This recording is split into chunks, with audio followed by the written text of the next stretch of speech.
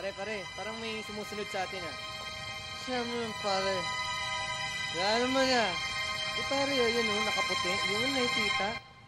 Uuwi ako ng hating gabi. Namatay ang ilaw sa poste. Walang katao-tao sa kalye.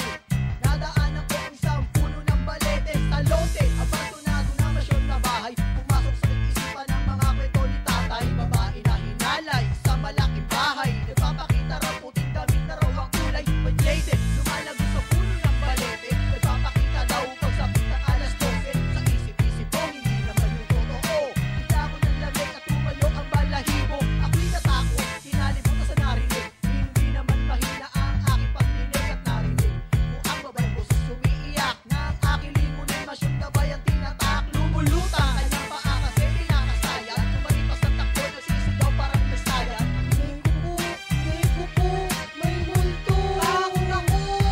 White lady, white lady, white lady. Ang aking nakita, nakita, nakita. Sa puno ng balete, balete, balete. White lady ang nakita, nakita, nakita.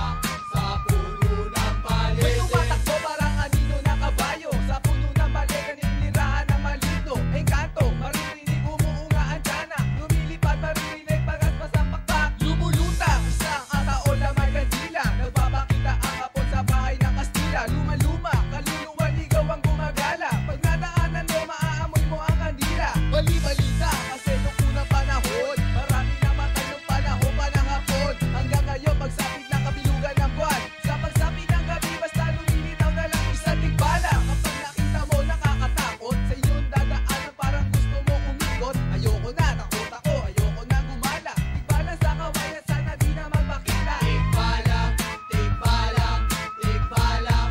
Ang aking nakita, nakita, nakita. Sa puno ng kawayan, kawayan, kawayan. Tigbalang ang nakita, nakita, nakita. Sa puno ng kawayan. Aso, kulay itim. Lumilitaw na lang pagsapit ng dilim. Gabi na lagim ng aking marating ulong pugutan. Nagpakita na wala aking lasing. Anak ng pating, umalis na mabilis.